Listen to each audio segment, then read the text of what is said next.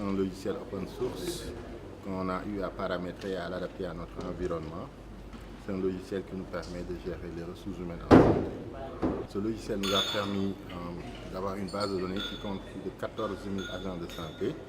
Et dans cette base de données, nous avons les profils de tous les agents de santé qui ont été admis dans cette base-là. Et ça nous permet également de générer des rapports selon la commande des autorités. Dès qu'on a une connexion Internet, on peut y accéder, mais pour y accéder, il faut avoir un nom d'utilisateur, un mot de passe, parce que c'est des données personnelles qu'il faut gérer, donc il faut sécuriser cette base-là. C'est ce qui explique que tout le monde n'a pas accès à tout. Manager des ressources humaines du système de santé. Au niveau régional, tous les managers du niveau régional ont l'accès de leur région. Au niveau central, la direction des ressources humaines a l'accès sur l'ensemble des informations contenues dans la base. On pourra même aller par direction et donner des codes d'accès à chaque direction pour que la direction ne puisse avoir accès qu'aux membres de sa direction. Et c'est un outil d'aide à la prise de décision parce que l'outil permet d'avoir toutes les informations sur l'agent de santé. Iris Manage est un outil qui a beaucoup d'extensions. Les perspectives, c'est de collecter les informations pour le secteur privé, mais c'est également collecter les informations pour la santé communautaire. Et éventuellement ouvrir un link qui permet à chaque agent de santé de ce pays de voir son profil et de pouvoir communiquer avec nous s'il y a des insuffisances ou des informations qui ne sont pas exactes. Avec l'USAID, nous sommes en fait un grand programme d'appui, d'assistance. Mais dans ce volet, nous travaillons en étroite collaboration avec le ministère de la Santé pour appuyer la direction des ressources humaines. Et nous comptons de continuer cet appui dans l'avenir. Je pense que, comme tout le monde savent, le problème des ressources humaines est assez grave au Sénégal. Et pour nous, nous voudrions vraiment appuyer la capacité de gestion de ressources humaines parce que pour le ministère de la Santé, les travailleurs de santé sont les gens qui sont le plus importants pour soigner la population. Nous avons l'ambition de rencontrer tout le monde, la DRH, d'étudier les situations et d'aller dans le sens d'une prise de décision pour essayer de faire de telle sorte qu'il y ait une bonne répartition des personnes ressources un peu partout à travers le pays. Parce que si on ne le fait pas, on va être coincé. Et je me demande, sur le plan de la conscience même, est-ce qu'on pourra se dire qu'on est en train de répondre aux besoins de santé des populations. Parce que si nous nous disons que pour former un gynécologue, il nous faut 4 à 5 ans. Former un technicien en anesthésie, 2 ans, 3 ans. Former maintenant d'autres spécialistes, etc. Donc vous voyez qu'on ne peut pas attendre encore aussi longtemps. Il faut qu'on essaie de voir l'existant et courageusement qu'on prenne des décisions.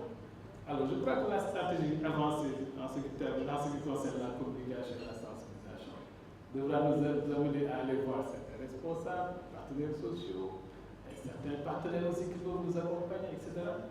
Et même de manière rétrospective, voir quels sont les agents qui sont quelque part qui flottent, même dans le privé. S'ils ont des engagements pour essayer de faire de telle sorte que les collectifs nécessaires soient. Mais présentement, nous avons des idées et nous les pratiquons. Je crois que le PSE a commencé à être implémenté ailleurs. Il est heureux également que les IHRS,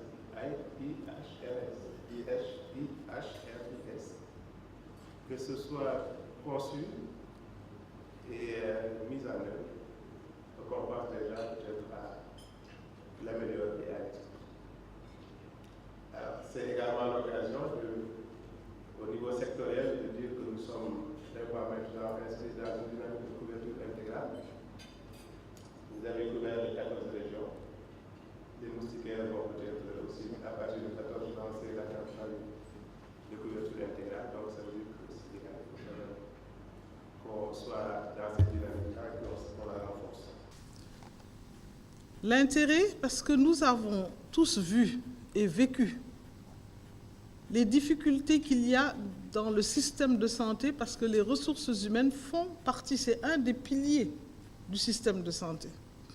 Et quand ce pilier n'est pas, disons, optimal, cela rend fragile le système de santé.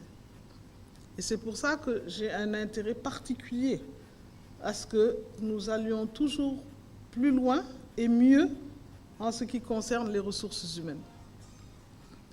Je peux vous dire aussi que dans le cadre de la gestion démocratique du personnel, avec un accès à un outil informatique qui peut être ouvert, qui pourra permettre à tout le monde d'avoir la même information, cela permettra aussi d'éviter certains heurts, d'éviter certaines difficultés, parce que cette transparence sera là et que c'est un outil qui va être disponible à tout moment. Il y va de la crédibilité également du système. Combien de fois avons-nous sorti des chiffres qui sont discordants d'un sujet à l'autre, d'une réunion à l'autre, et vraiment, c'est embarrassant au bout. Je voudrais qu'en plus maintenant de cette gestion, on peut dire démocratique du personnel, qu'on puisse avoir aussi un bon plan de profil de carrière. C'est ça peut-être votre prochaine grande étape, parce que nous avons vu des agents qui justement sont oubliés parce qu'ils ne viennent pas au ministère, ils ne viennent pas poser leur cas, ils n'écrivent pas. Donc ils sont oubliés quelque part et on ne se rend même pas compte qu'il y a une forme de discrimination entre ceux qui sont bien sages, qui font leur travail, et ceux qui viennent toujours rouspéter ou qui ont des appuis.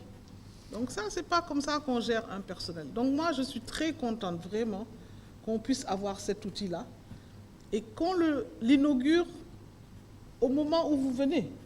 Donc une nouvelle personne est là, vous avez un outil, il faudra vraiment l'utiliser et de la manière la plus performante possible. C'est une chance que vous avez de pouvoir partager cela avec tous les acteurs et d'avoir leur feedback, mais également qu'il y ait une bonne appropriation par ces acteurs de l'outil et qu'ils comprennent que c'est un outil pour améliorer les choses et ça, ce sera vraiment important dans nos relations de tous les jours. Je voudrais remercier l'USAID qui, à travers son agence d'exécution Intra Health, a beaucoup appuyé la direction des ressources humaines. Et comme vous l'avez dit, ça fait maintenant au moins 2 ans, où ça a pris du temps, mais je pense que ce que vous allez nous présenter va nous montrer que ça valait le coup d'attendre et d'avoir donc des bons résultats. Je sais également qu'il s'agit d'un travail, disons, d'équipe. La DRH a beaucoup travaillé avec la cellule informatique et c'est une très bonne chose parce que vous auriez pu aller chercher des experts en dehors du ministère et puis après vous arrivez, la cellule dit « Ah non, nous on n'est pas au courant, comment on va… » Vous avez fait ça ensemble et ça aussi c'est un atout pour le ministère et je crois qu'il faut féliciter aussi la cellule informatique pour ce travail d'équipe que vous avez eu à entreprendre. En vous félicitant encore vraiment pour la qualité de toutes les personnes qui ont présenté, en tout cas ça c'est, je crois qu'on a vite compris et c'était aussi simple, ça nous met très à l'aise et je voudrais souhaiter aussi que vos discussions soient fructueuses.